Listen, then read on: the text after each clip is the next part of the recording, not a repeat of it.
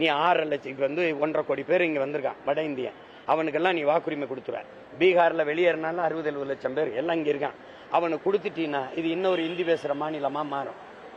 இப்ப எங்கள்ல 1.5 கோடி நாங்க கவுண்டர்கள் இருந்தா மொத்த கவுண்டர்னு ஒன்னா இல்ல, நாங்க 2 கோடி படையாட்சி இருந்தா மொத்த படையாட்சியும் ஒன்னா இல்ல, 1.5 கோடி தேவர் முக்குளத்தூர் இருந்தா நாங்க ஒன்னா இல்ல. நல்லா கவனிங்க, அவன் ஒரே மொழியில ஒன்னா நின்றுவான், இந்தின்னு ஒன்னா நின்றுவான். அவ்வளவும் பிஜேபி ஓட்டர்ஸ். உங்களுக்கு சத்தியம் பண்ணி அண்ணன் சொல்றேன், காங்கிரஸ் ஓட்டர்ஸ் கூட கிடையாது. முழுக்க அவன் இந்திய திணிச்சா எதிர்ப்பான். இந்த தமிழ் பையன் இந்திக்காரனை திணிச்சா என்ன செய்வான்னு தவிர்க்க முடியாத தொழிலாளியா அவனை கொண்டாந்து இறக்கி குடியமர்த்தி, இதே மாதிரிதான் இமய வர இருந்தா நான் நிலத்தை இழந்து இங்க குறுகியிருக்கேன். தம்பி, வரலாற்றுல காலடியில் இந்த ஒரு பக்கத்துல எனக்கு ஒரு தாய் நிலத்துல என் கண்ணு முன்னாடி அடிச்சு விரட்டப்பட்ட அனுபவம் இருக்கு எனக்கு. அந்த காய் என்ன ஆறல, இங்க இருந்து விரட்டுவான். அவன்கிட்ட என்னுடைய அரசியலும் அதிகாரம் போயிடுச்சுன்னா நான் இந்த நிலத்தையும் விட்டு வெளியேற வேண்டிய அகதியா நான் மாறுவேன். அதுக்கு முன்னாடி எச்சரிச்சுக்கணும். வா இரு வேலை செய்ய, வாக்க அங்க போய் செலுத்தி.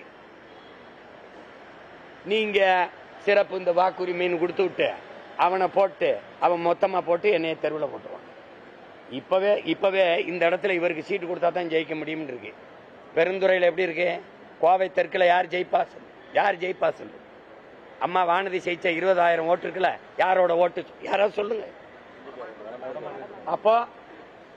அப்போ எப்படி ஆகும்? என்னைய என் இன மக்கள் ஓட்டு போட்டு ஜெயிக்க வைக்கிறானே இல்லையோ, இந்திக்காரன் ஜெயிக்க வச்சிருவான். ஏன்னு கேளு, அவன் அடிக்கிற அடியில எங்கால் திரண்டு வந்து எனக்கு போட்டு ஜெயிக்க வச்சிருவான். உண்மையில அதான் நடக்கும். ஏன்னா வேற வழியே கிடையாது. நீ என்னைய தேடாம நீ போக முடியாது. ஏன்னா அவன் அடிப்பான். தனி நீங்க இந்த செய்தி நீங்க எது செய்தியாளரா?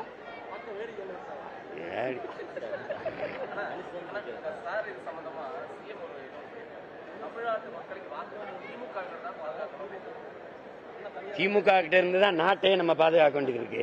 இதுல வாக்கு எந்த வாக்கு? திடீர்னு சொல்றாங்க மண்மானம், மொழி, மண், அப்புறம் ஏதோ ஒண்ணு இருக்குது, இனம் இல்ல மண் மானம், மண் மொழி மானம், இது மூணையும் யார்கிட்ட இருந்து காப்பாற்ற வேண்டியிருக்கு? இப்பதான் இங்க பாருங்க, மொழிய கொன்னது யாரு? மானம் எங்க அடமானம் இருக்கு? மண்ணு உங்ககிட்ட இருந்தாங்க காப்பாற்றணும். எந்த மலை எந்த ஆறுல மண் இருக்கு? எல்லாத்தையும் வெட்டி தின்னது யாரு?